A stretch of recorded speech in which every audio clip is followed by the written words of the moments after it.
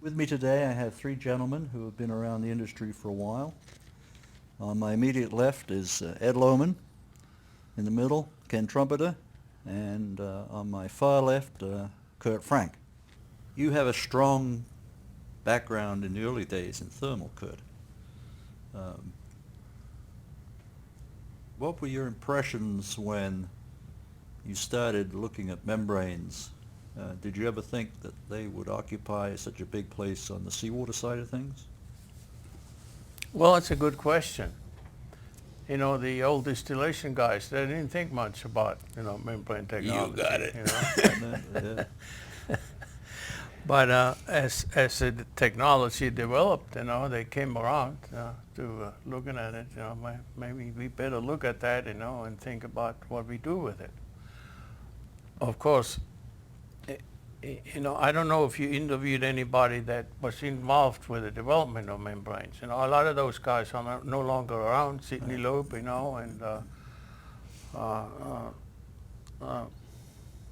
the fellow that developed the spiral wand membrane, Don Bray and Julius Westmoreland,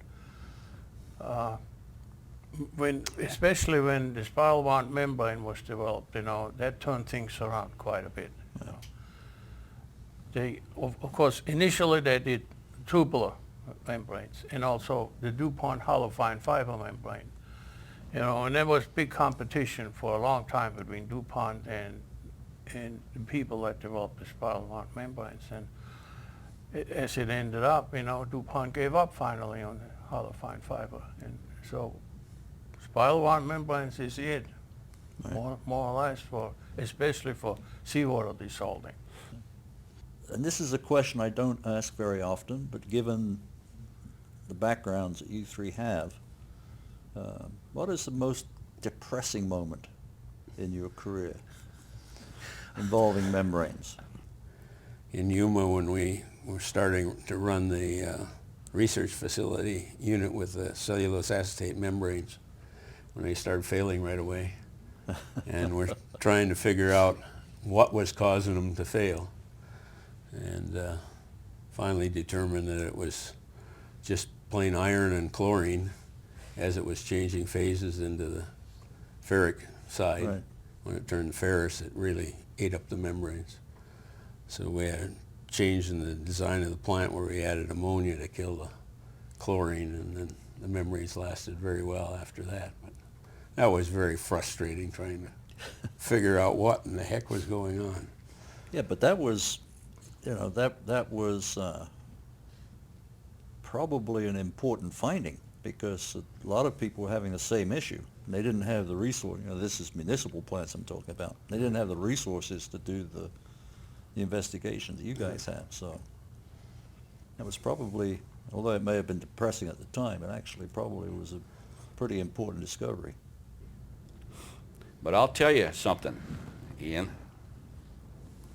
The best part of my career ever in the whole water business was when I went down to Roswell. That was a really great experience. God, we were running every different kind of membrane there was down there, and little ones and big ones and tubular ones and hollow fibers and spiral wraps. And there was nothing going on much in the membrane business that we didn't get our fingers in a little bit, at least to know what was going on. And it was just really, really great fun. And then we had some electrodialysis stuff still. And one year we ran the distillation plant. So, That was the only thermal unit you had down there, was vapor compression? yeah, Yeah. that was the original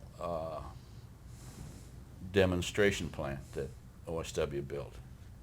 They built that vapor compression one in Roswell, and they built the electrodialysis one in Webster, and then they built the tubular ones in Freeport, San Diego, and Rushville Beach.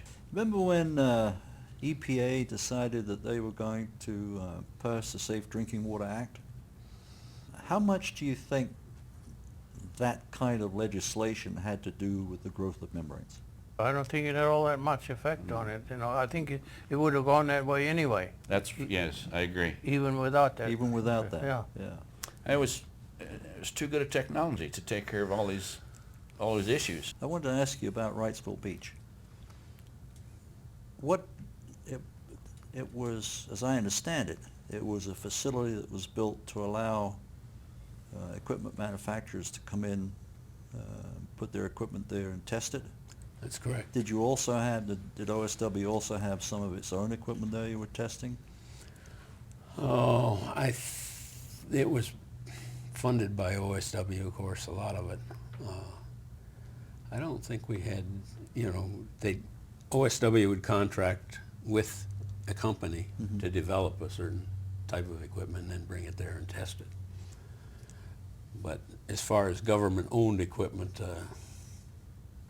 or built equipment, they didn't have any of that. Right. That's very similar to the concept of the one that's now in Alamogordo, Yeah. where they have, they essentially, the Bureau built a place where you could, if you build it, they will come concept, I guess. That's correct, yeah. Yeah. That's actually an interesting way of It doing was, it. it was a good facility because it gave you all the utilities and support there, laboratories and all that kind of stuff, shops. What do you think was your greatest accomplishment during your career?